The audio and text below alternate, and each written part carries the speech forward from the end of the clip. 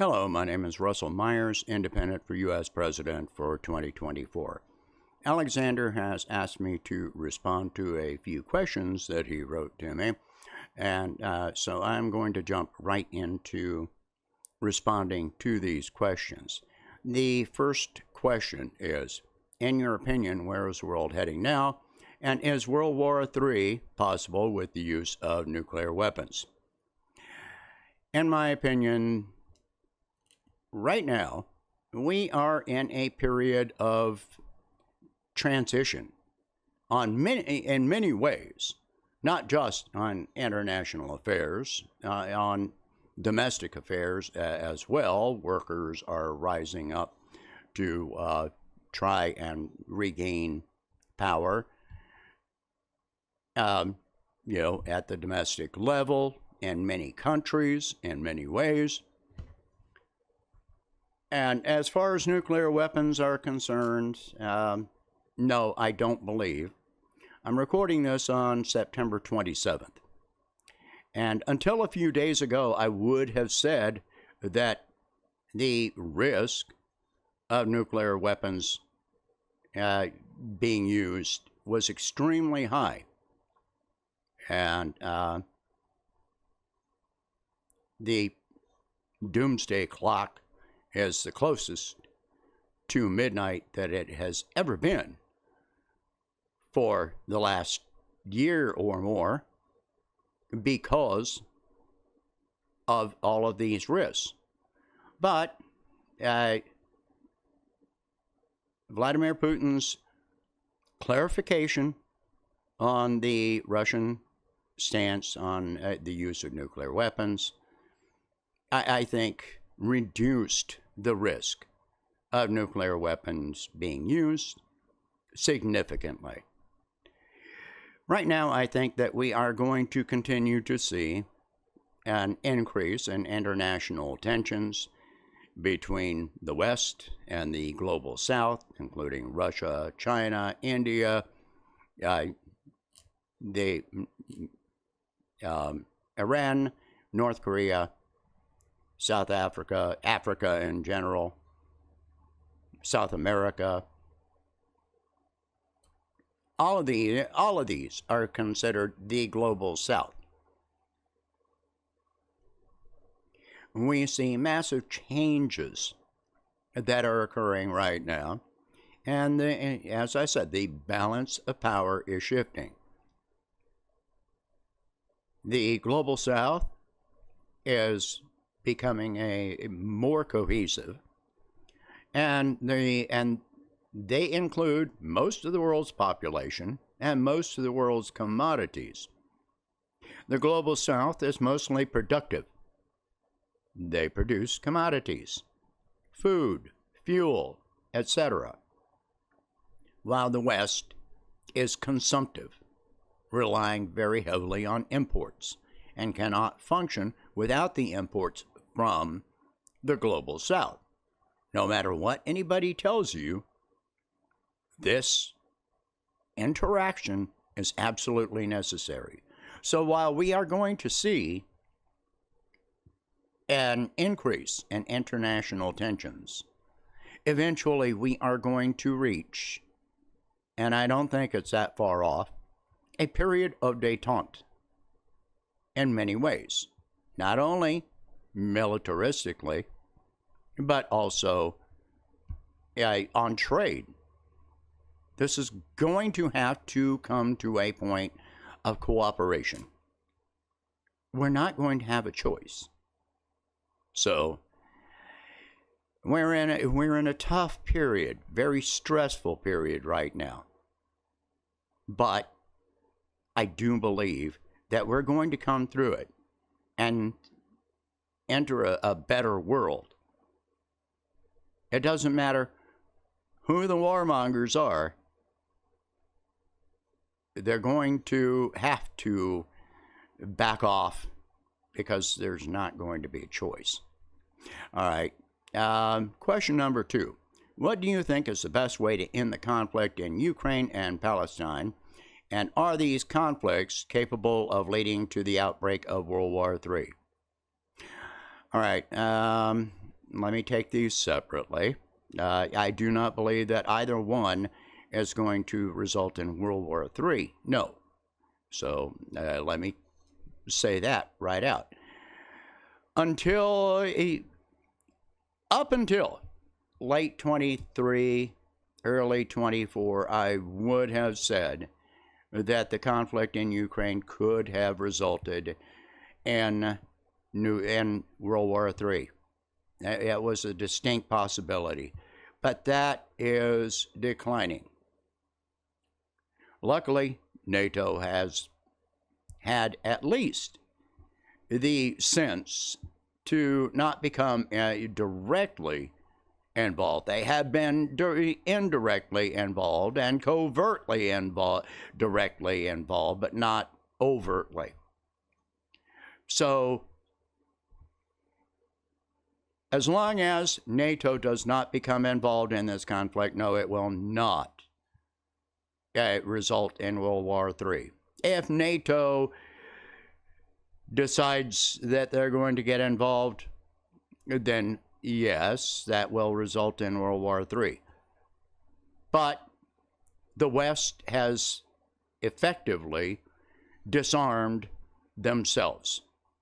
So the risk early in the Ukraine conflict could have resulted in World War III, but not at this point, because weapons stores, ammunition have been depleted, and the West realizes they cannot increase production to catch up with Russia, and they definitely cannot increase production to catch up with Russia and China and all of their allies, including Iran, North Korea, and other countries.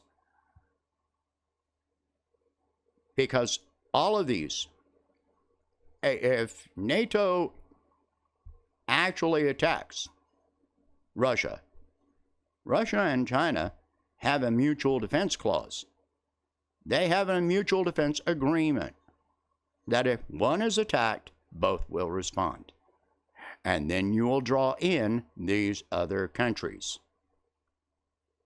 And combined, they make up so much. And India as well has a long-standing, decades-long military arrangement with Russia. This cannot be replaced by the West, and there would be no benefit to India to stand on the side of the West. They may remain neutral, which is what they seem to be arbitrarily attempting to do. But no, this is not going to result in World War III. The Ukraine conflict is going to come to an end, I think, late this year or early next year, by spring of 2025. There's more and more talk about negotiations coming from Ukraine. Russia has always said that they would negotiate, except that is suspended right now as long as Ukraine is occupying the Kursk region, but they seem to be now evacuating their forces from the Kursk region. So once they withdraw from that region, negotiations are going to be possible. But it is not going to be on Zelensky's arbitrary, undefined victory plan. Basically, his victory plan is drawing NATO into the conflict, and that's not going to happen. So, no, we're not going to see that. Palestine, no. This may very well, and I do expect this to expand into a widespread regional conflict in the Middle East. Israel keeps on increasing the ante. They keep on going more and more, drawing in other countries that are extremely powerful. Lebanon, Iran, Yemen, but there is no way that they can prevail against these combined countries. Saudi Arabia has said that they will not hold diplomatic relations with Israel. And once that happened, it's off the table. Turkey may be part of NATO, may be part in some ways of the West, but they are primarily an Arab nation. If it comes down to it, they know that they're going to have to stand on the side of Palestine, and in rhetoric, they stand on the side of Palestine. Now, in actions, that is far different. But if you bring in Iraq, Afghanistan, Iran, Yemen, Turkey, Lebanon, all of these countries, you could see a widespread regional conflict, but it is not going to be World War III. So that the answer to that one is no, we're not. In all cases, we are not going to see World War III. There is no benefit to this. All right, what is a third question? What is your opinion about who benefits from inciting current wars and creating new ones? Oh, that one is simple. Capitalists. Weapons manufacturers, daddy warbucks, the oil companies, contractors such as Halliburton that hope that to get contracts such as they did in Iraq to rebuild Iraq, which they never did. But these are all being rejected, and this is all for profit. People profit off of this. The Western media profits off of this. They profit off of keeping you terrified of a threat that doesn't exist until we bring it into creation. Russia's not a threat to us.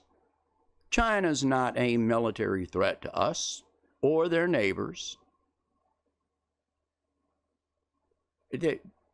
No.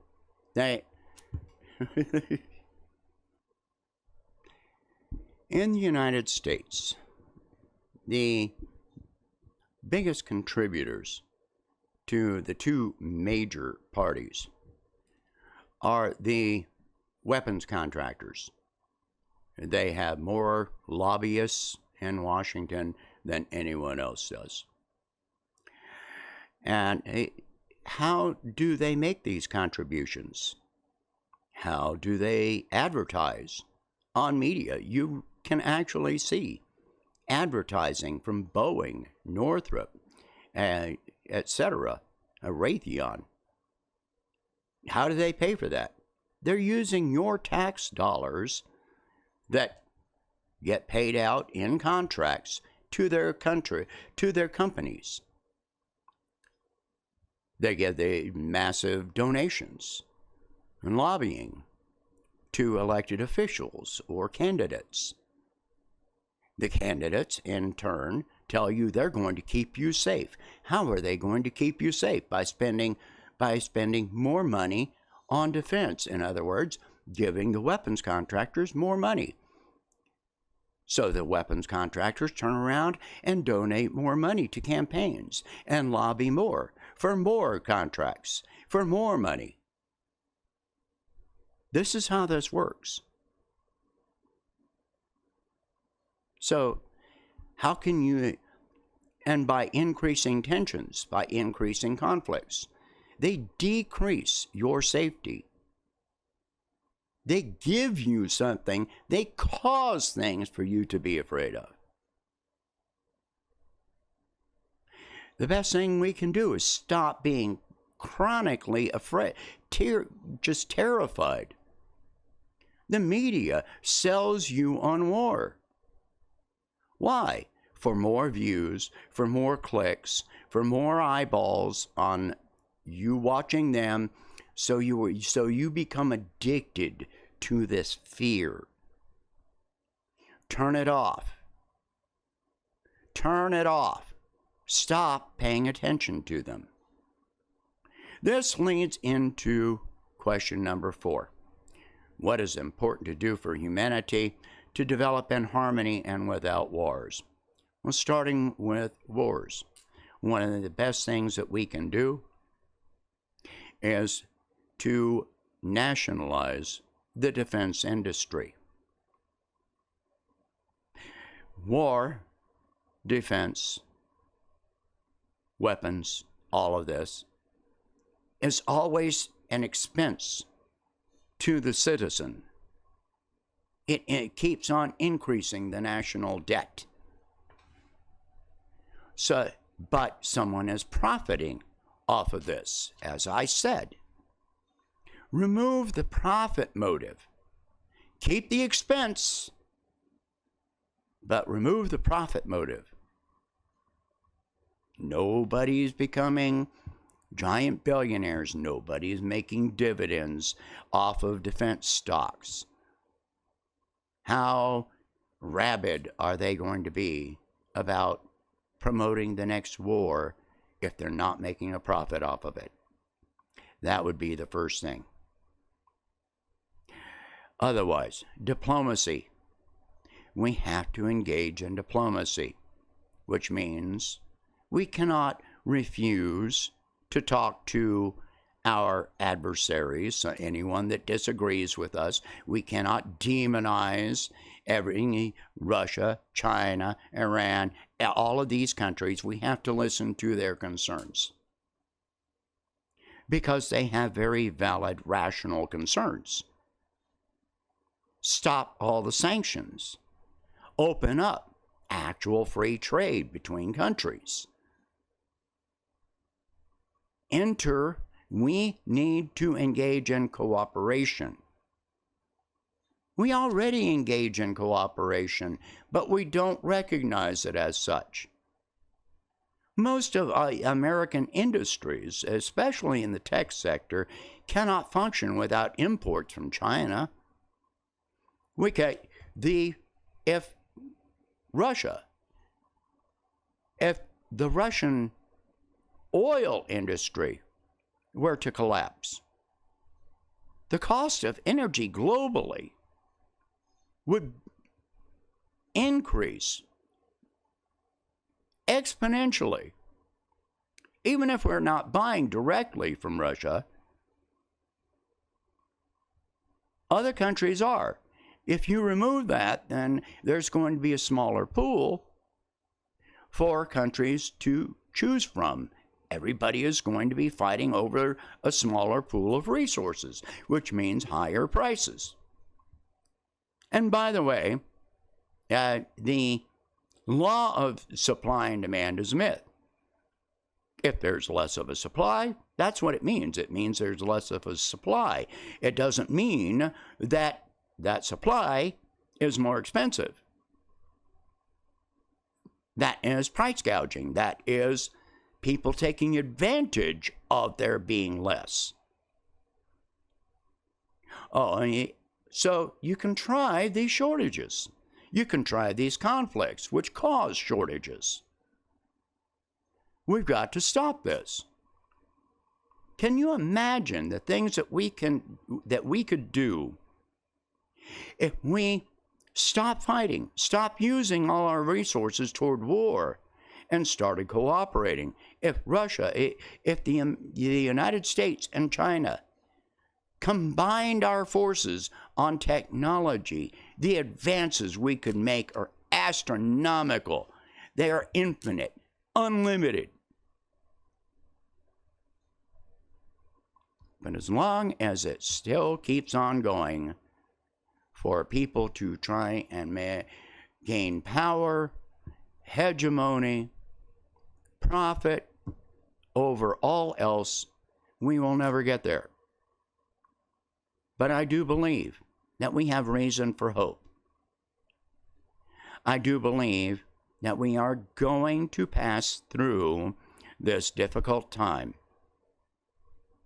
It really all depends on how our leaders handle the current situation. Do I think the current leaders, the current candidates, major candidates, are going to take us there? No, neither one of them will. We are going to have to look beyond the next 4 years. But beyond that, there is the possibility. But we have to want it. Globally, we have to want it. As people, we have to demand it.